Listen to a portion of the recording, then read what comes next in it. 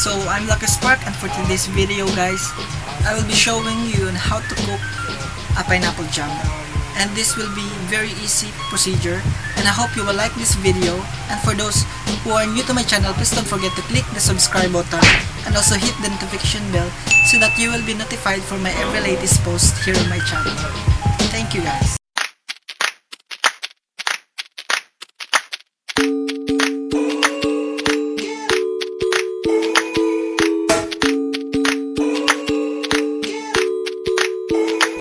How to make pineapple jam.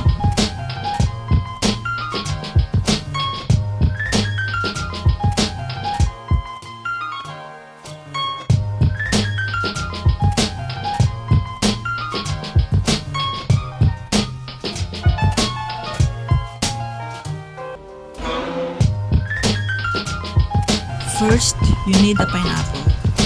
After that, peel off the pineapple and then cut the pineapple into cubes. In this video, we have 4 pineapples with a large size.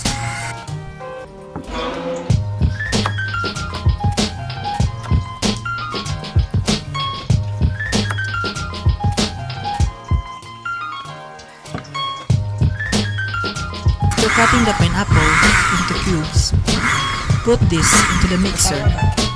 Blend it accordingly to the video and follow the procedure.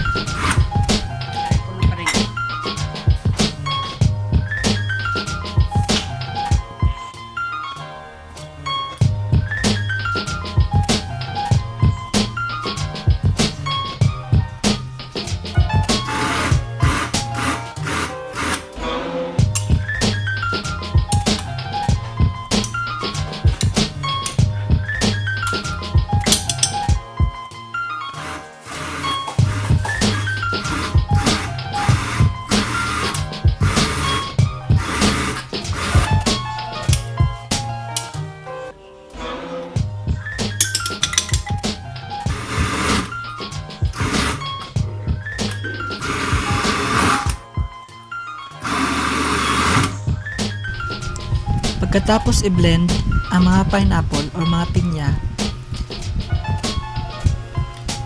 mag-prepare na ng kalan at paapuyan ito.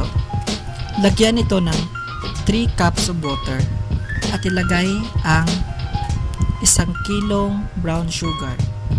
Pero pwede rin ang isang white sugar. Sa video na ito, ang ginamit namin ay brown sugar. 1 kilo po. At may halong 3 cups of water. Sa video po na ito ay magkakaramalize tayo sa asukal po. At gayahin po natin ang video po. Walang saktong oras po ang pagkakaramalize natin. Depende po ito sa apoy at sa ginagamit natin sa pagluto. Sundin lamang po ang video.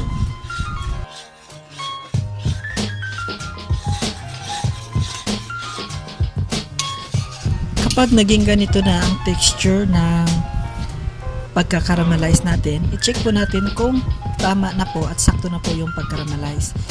Gamit po ang tubig. Maglagay po ng konting amount ng karamalize natin sa tubig. At pag ganito na po siya, it means po caramelize na po siya. At pwede na po natin siyang tanggalin po sa apoy o ikunin natin. Pagtanggal po natin sa kawali po, i-mix na po natin ang dinurog na pinya sa caramelize na asukal po. Gayahin po ang nasa video.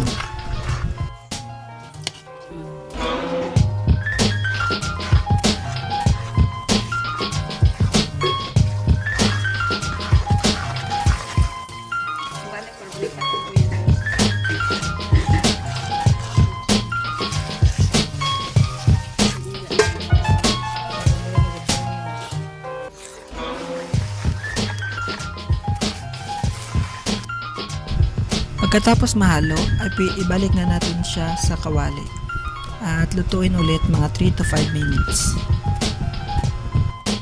After ng 3 to 5 minutes, pwede na po ito ilagay sa mga container o lalagyan natin ng pineapple jam.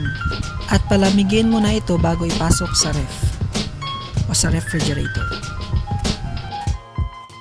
Luto na po ang ating pineapple jam at pwede na itong kainin o ipalaman sa ating mga tinapay. Maraming salamat po sa panunood sa aking mga videos. At huwag kalimutang isubscribe ang aking channel at pindutin ang notification bell para ma-notified kayo sa mga post ko dito sa aking channel.